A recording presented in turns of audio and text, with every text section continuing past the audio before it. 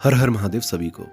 दोस्तों, आज हम बात करेंगे हमारी भारतीय संस्कृति की उन परंपराओं की जिनका नाम लेते ही बहुत लोग कह देते हैं कि ये पिछड़ी सोच है। पर सच ये है कि हमारी हर परंपरा के पीछे गहरा अर्थ और वैज्ञानिक रहस्य छिपा हुआ है।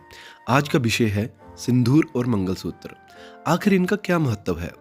भारतीय संस्कृति में विवाह सिर्फ दो शरीरों का नहीं बल्कि दो आत्माओं का मिलन माना गया है। विवाह के बाद स्त्री की मांग में सिंदूर और गले में मंगलसूत्र उसके सौभाग्यवती होने का प्रतीक माना जाता है। गरुड़ पुराण और पद्म पुराण में इसका उल्लेख मिलता है कि सिंदूर धारण करने से स्त्री के सौभाग्य और उसकी पति की दीर्घायु बनी रहती है। रामायण और महाभारत में भी यह प्रथा दिखाई देती है। माता सीता ने भगवान श्री राम के जीवन काल में हमेशा मांग में सिंदूर धारण किया।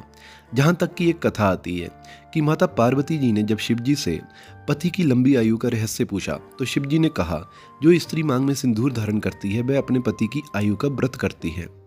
मंगलसूत्र सिर्फ गहना नहीं बल्कि विवाह का पवित्र बंधन है। इसमें काले मोती बुरी नजर से रक्षा का प्रतीक माने गए हैं।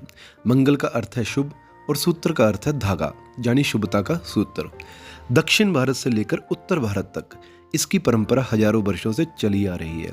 यह पति पत्नी के रिश्ते को अटूट बनाने का प्रतीक माना जाता है। अब आते हैं इसके वैज्ञानिक पहलू पर।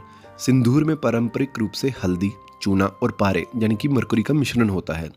यह मस्तिष्क की उस जगह लगाया जाता है जहां आज्ञा चक्र होता है। इससे तनाव कम होता है और मानसिक शांति मिलती है। पारा ठंडक प्रदान करता है और रक्तचाप को नियंत्रित करने में मदद करता है। मंगलसूत्र गले के पास अनाहत चक्र यानी कि हृदय चक्र के समीप रहता है। इससे शरीर की ऊर्जा संतुलित होती है और मन में स्थिरता आती है। काले मोती विद्युत चुंबकीय तरंगों को सोखते हैं जिससे मानसिक शांति बनी रहती है। यानी धर्म और विज्ञान दोनों ही दृष्टिकोण से इनकी अपनी खास अहमियत है। दोस्तों, हर परंपरा को पिछड़ी सोच कह देना आसान है, पर असल बात यह है कि हमारी संस्कृति में हर रीति रिवाज का कोई गहरा रहस्य और उद्देश्य होता है।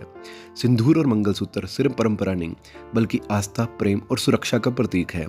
पहनना या ना पहनना बिल्कुल व्यक्तिगत निर्णय है, पर यह जानना जरूरी है कि इनके पीछे सिर्फ रीति नहीं बल्कि गहरा विज्ञान और भावनाएं जुड़ी हुई हैं।